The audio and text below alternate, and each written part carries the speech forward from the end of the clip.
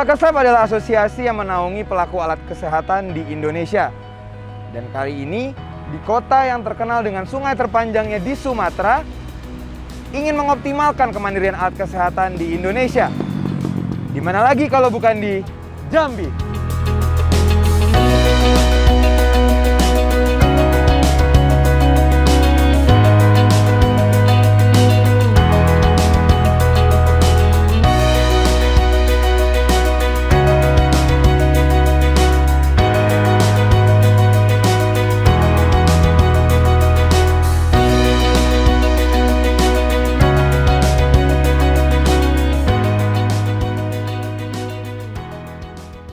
Assalamualaikum warahmatullahi wabarakatuh.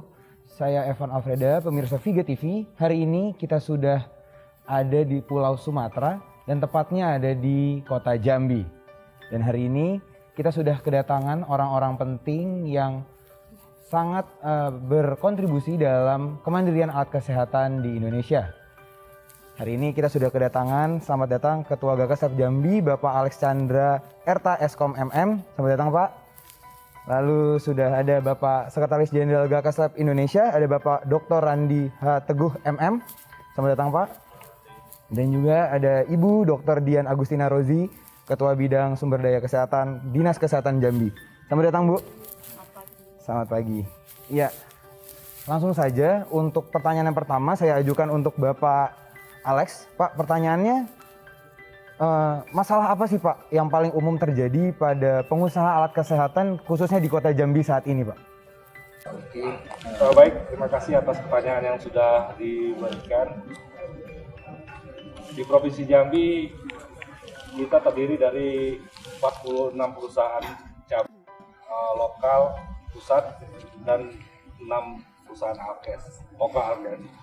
Di mana di Jambi sendiri sampai saat ini masih banyak permasalahan-permasalahan yang kita hadapi, yang mana kawan-kawan distributor lokal yang berdomisili di wilayah Jambi masih belum ada kepastian untuk terlibat dalam pengadaan. Seperti kita ketahui ya, masih banyak kita temukan di lapangan perusahaan-perusahaan di luar Jambi yang menguasai pasar untuk di Jambi. Jadi kalau bisa ke depan dengan kepengurusan yang baru, Gakaslab Jambi ingin dan bertekad bisa menjadi tuan rumahnya sendiri gitu.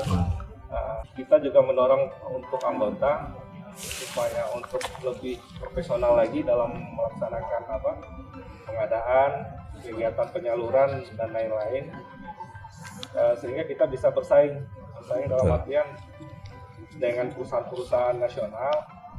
Jadi peran dari distributor daerah sangat harus ditonjolkan juga di situ. Mungkin demikian Oke, siap.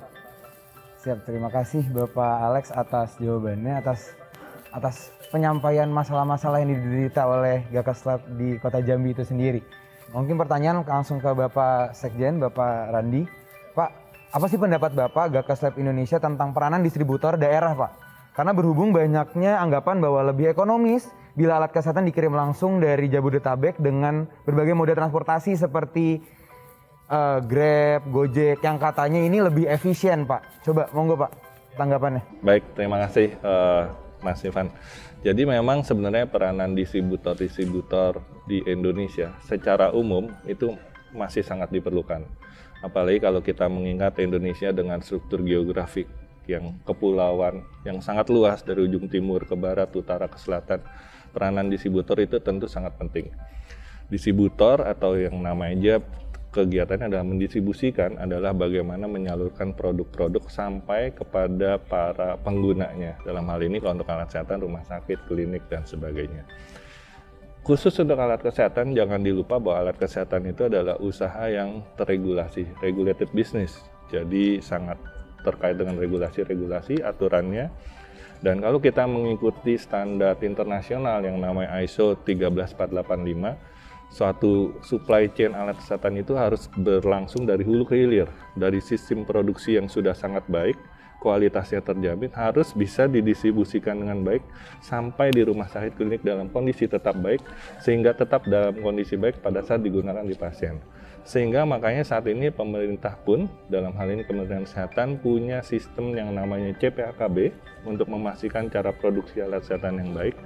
Tapi punya juga yang namanya CDAKB, cara distribusi alat kesehatan yang baik, di mana itu yang memastikan saluran produk dari produksi sampai ke pengguna tetap dalam baik. Oleh karena itu, pada hemat kami, teman-teman distributor di daerah ini punya peranan yang sangat penting sebenarnya untuk memastikan supply chain ini terjadi. Dan jangan lupa, apabila rumah sakit, klinik, pemerintah daerah melakukan pengadaan ke distributor daerah, tentu kan pendapatan asli daerah akan menjadi ada, karena artinya di sana ada transaksi, ada pengeluaran invoice, tentu ada pengeluaran faktur pajak, di mana pembayaran pajaknya akan masuk ke pemerintah daerah. Jadi saya kira peranan distributor daerah sangat penting untuk memastikan alat kesehatan yang baik ini sampai kepada pengguna, tetapi juga berperanan penting terhadap pertumbuhan ekonomi atau usaha di daerah tersebut. Saya kira itu sih. Oke, baik Pak. Terima kasih atas jawabannya. Cukup luar biasa sekali jawaban dari Bapak Randy, karena itulah tadi pemerintah daerah pun juga harus diuntungkan juga ya Pak ya, dengan adanya tidak cuman asal efisien aja, tapi ada keuntungan untuk pemerintah daerah juga ya Pak ya. Oke, baik, langsung saja pertanyaan selanjutnya. Saya ingin bertanya kepada Ibu Dr. Rosi. Pak, Bu, bagaimana komitmen Dinkes Provinsi Jambi untuk membeli produk alat kesehatan dalam negeri dan mengalokasikan 40% anggaran untuk membeli produk UKM termasuk alat kesehatan ya Bu, sesuai dengan peraturan pemerintah nomor 7 tahun 2021 Bu? Ya. Baik, tentu saja komitmen dari Dinas Kesehatan Provinsi Jambi itu sesuai dengan peraturan yang tadi telah disebutkan, bahwa juga pemerintah mempunyai kebijakan untuk penggunaan produk dalam negeri, termasuklah yang kita kenal dengan program P3DN, jadi peningkatan produk dalam negeri gitu, program peningkatan produk dalam negeri. Tentu kita sangat mendukung sekali, Kenapa kita sangat mendukung sekali? Karena pandemi ini memberikan pelajaran banyak kepada kita, bahwa kemandirian terhadap produk dalam negeri itu sangat penting. Apalagi kita tahu bahwa dalam kondisi yang pandemi ini kita membutuhkan alat-alat kesehatan. Yang kita tahu pada awal pandemi itu kita kesulitan mencari masker aja sulit, karena mungkin banyak yang kita impor. Ternyata negara-negara lain juga kan demikian, membutuhkan alat kesehatan yang sama seperti masker.